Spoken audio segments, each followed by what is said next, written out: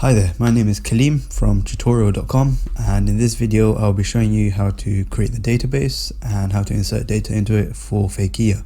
Let's start off with the database setup. I will show you the structure of the tables and how they are linked together and what relationships are where. Starting off, we have the admin table. We also have a customer table followed by a customer order table. Now customers can create multiple orders, so we'll link the two with a one-to-many relationship. We also have a furniture table, and because furniture can exist in many orders and one order can have many furnitures, that's a many-to-many relationship.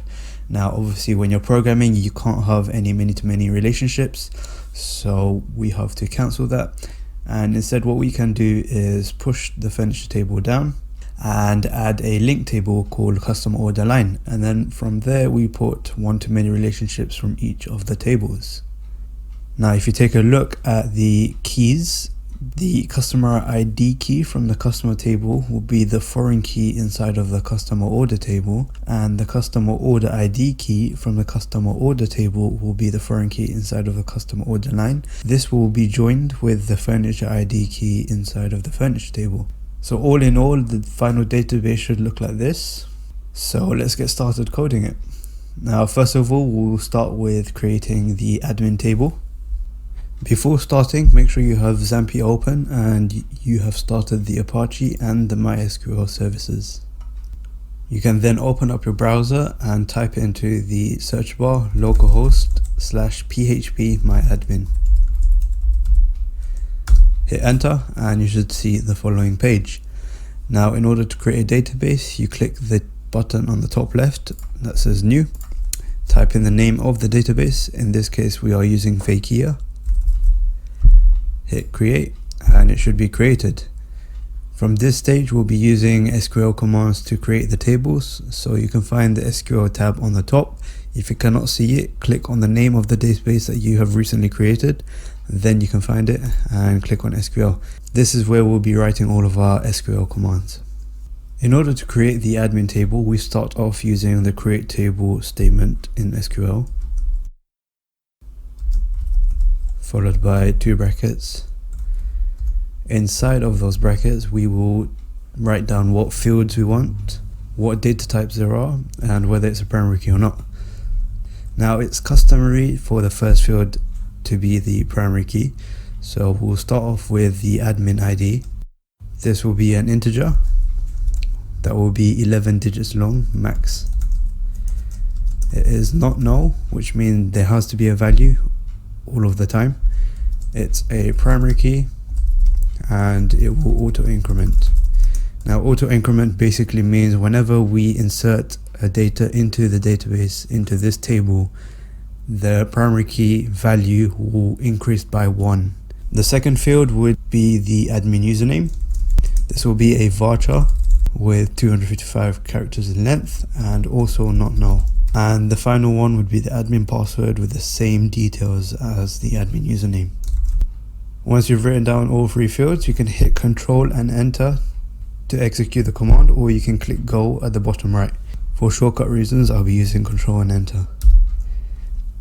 And you have created the admin table. We'll then create the customer table. Head back to the SQL tab, hit OK.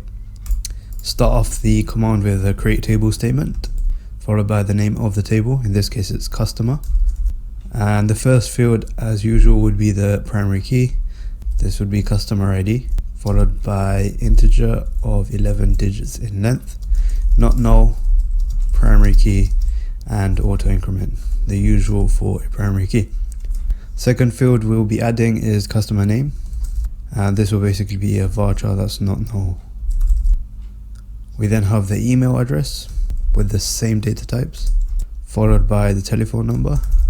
Now for the telephone number we'll be using a data type of varchar, but only 11 digits long. 11 digits is the normal length of a phone number in the UK. The reason we want to use a varchar is because in order to remember a number beginning with zeros, you would use characters instead of numbers. If you had a number starting with 3 zeros and it were to be stored in the database, the 3 zeros at the beginning of the number would be ignored.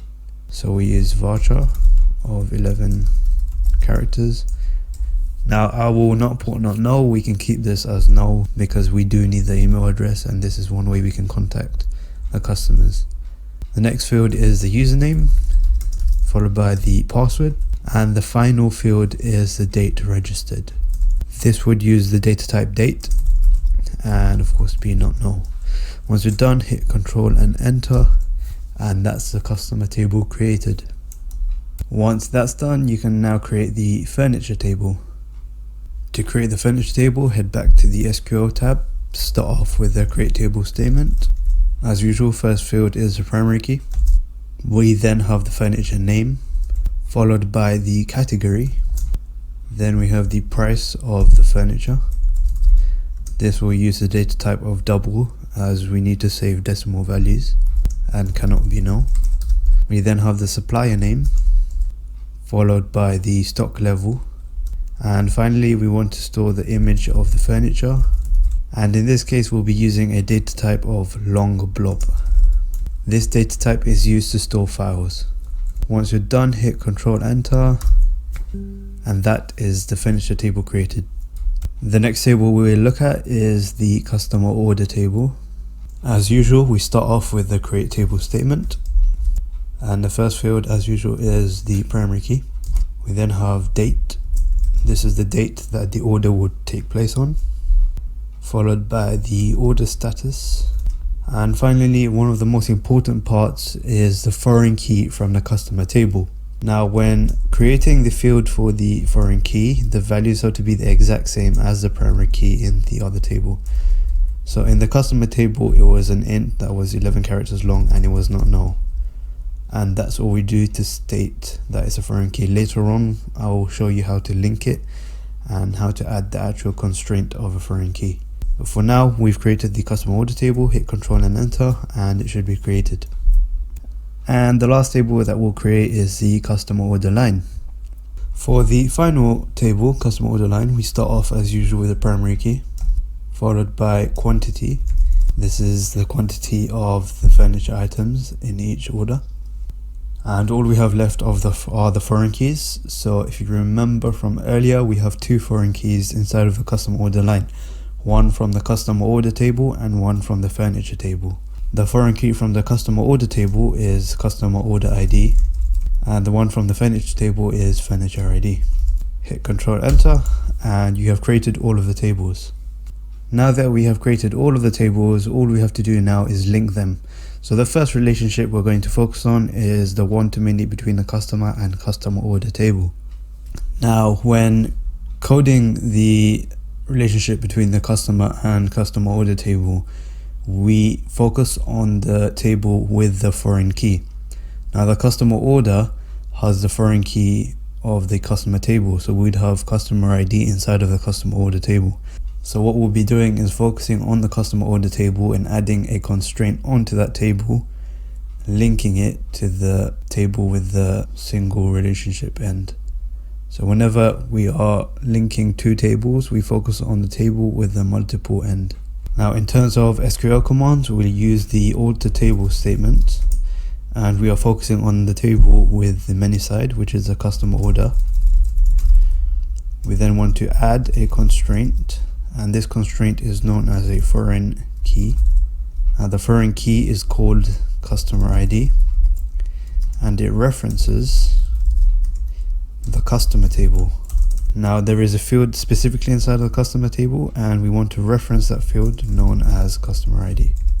So we're altering the table with the many side. We're adding a constraint, which is a foreign key, and the foreign key on the customer order table is called customer ID, and it's referencing the customer table, specifically the customer ID field.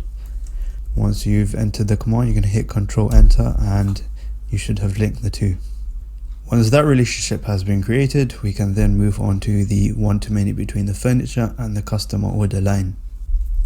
Again, we start off with the alter table statement. We focus on the table on the many side. This will be the customer order line table. We want to add a constraint known as a foreign key. Specifically, it is the furniture ID field, and it references the furniture table, specifically a field inside the furniture table known as furniture ID. Hit Ctrl Enter and you have linked the tables. The last relationship we'll be focusing on is the customer order to customer order line. We again start off by ordering the table, adding the constraint. The foreign key is customer order ID and it references customer order table, specifically the customer order ID. Hit Ctrl Enter and it's been linked. To check that everything has worked and everything is linked and all the tables are created, you can head over to your database by clicking on its name, and on the top right you should see the designer tab. If you can't, you can hover over more and it should be listed. So you head to the designer tab and you can see all the tables. If you cannot see anything, you can click on new page and no, and it should generate the tables for you. Now if we rearrange the tables, we can see that everything is working perfectly. And that is how you create the database structure. Next up, we will be inserting data into the tables using SQL commands. Alright, the first table we'll be inserting data into is the admin table. This will allow us to log into the admin section without having to register. So we start off by saying insert into, followed by the name of the table, in this case admin. We then open and close a bracket, and in these brackets we determine what fields we want to input. In this case I'll be putting the admin ID, the admin username and the admin password. Once we've stated what fields we want to fill in, we then specify that the values will be of the following. For each value you'll be inserting, you need a set of brackets. So the first values we'll be inputting would be 1, followed by test inside of apostrophes or single quotation marks, and the password for that would be test. Then for the second input that we want to do, we open and close another set of brackets, and we can say 2 followed by test2 as the username and test2 for the password. Once that's done, you can hit Ctrl Enter and it should be successful. You have now inserted data. To check that the data has properly been inserted, you can head over to the table and you should see the values inside of the table. Next up, we'll be inserting into the customer table. So we start off with the insert into customer. We then specify what fields we want to insert into. So we'll be choosing the customer ID, customer name, email address, telephone number, username, password, and finally date registered. We then specify the values, and for each value we open and close the bracket. Now the first customer we'll add will have an ID of 1, a name of Sam Smith. Don't forget to specify the single quotation marks. This is because any data type of varchar needs to be enclosed with single speech marks. His email address is samsmith@gmail.com. Hopefully there's no samsmith@gmail.com out there. Probably is. The telephone number we'll be putting is 12345678900. We then have a username of Sammy, followed by a very secure password of Sammy123. And finally the date registered. Now dates are enclosed by single quotation marks and they go by year, followed by a dash, followed by the month in 2-digit value, followed by the date. Now we can add extra customers. Once you've specified all of the customers that you want to add, you can hit Ctrl Enter. Just one thing I want to point out is make sure none of the primary keys are the same number. This is because we have specified that it's a primary key and primary keys have to be unique. Once you've added all the customers, hit Ctrl Enter and you should have successfully inserted. Again, to check that the insertion worked, you can head over to the customer table and see all of the values that you've put in. Now to insert into the furniture table, because we cannot insert images using SQL commands, we have to manually insert it using the user interface of phpMadmin. So head over to the furniture table and on the top you should see the insert tab. This is where you'll be inserting the values, so we don't need to specify a primary key, but I'll do it just anyways. A furniture name we'll say is stool, category of seating, a price of let's say 19.99, supplier name of stools are us. We'll say we have a starting stock level of 100. Now this is where we choose the file. Once you've downloaded an image, you can then browse and select that image. After you've input all of the details, you'll see a little button on the right hand side that says go. You can hit that and it should be successfully entered. And of course, to double check, you can click on it and you can see all of the values. Now that you've inserted all of the basic data, you can now start programming the actual project, and we can check that things are working because there are data in the database to check. Now, if you really want to remember what we have done, I'd highly recommend starting from scratch and trying to do everything from memory. Now, obviously the commands you may have to look up, but the general process you should know. So if you want to do this, you can head over to Fakea and click on operations, and you'll see right here it says drop the database. This will completely remove the database as if you have done nothing. So you hit that, hit OK, and you have deleted the database. Now I recommend doing everything from scratch just to double check that you understand everything and you know what you're doing. Now you're probably thinking, I deleted everything, imagine that was an accident and the whole database was deleted. Well, what you can actually do is, so we'll create the database again, Fakea, and we can navigate to the SQL tab. Now instead of writing every single query one by one, what we can do is create a new file, place all of the queries inside of that file and run it inside of here. Let me show you how. So I've copied some create commands and I'll paste them here. So we start off with the create table admin. Now remember, you need semicolons to specify the end of the command. So this is one command, this is the second one, and so on and so forth. So these are all of the tables being created, and then this is where we are linking the tables with the foreign keys. Now after this, we can also insert the data. So all of the commands I created earlier, I will copy and paste here. Now of course there aren't any commands for the furniture table, so we'll have to manually do that using the user interface. But once you've copied and pasted all of the commands into this box, you can press go and everything should be created. And of course, to double check, you can go into the designer and rearranging it should show that everything has been created the way it should be. Now this is a way of speeding up the process when you're actually creating projects and you want to move the database to a different place. You can export the database. So we'll first click on Fakea, click on export and just hit go straight away. And what it will do is it will create an SQL file that you can save anywhere you want. Now when you say for example have no Fakea database, we create a database Fakea. Now remember, this has to be the same name as the database that you just exported. Hit import, choose the file that you just created, scroll down and on the bottom right hit go, and everything should be created. As you can see, all of the tables have been input onto the left, and not just that, but the data are still inside. So those are some tips that you can use to speed up the whole process. Again, please try coding it from scratch just to make sure that you understand everything. And that's the end of the video.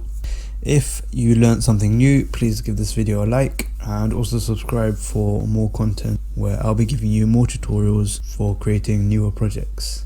If you have any comments, leave them down in the comments section below, or any questions, or you can email me directly at contact@tutorial.com. Thank you for watching and I'll see you in the next video.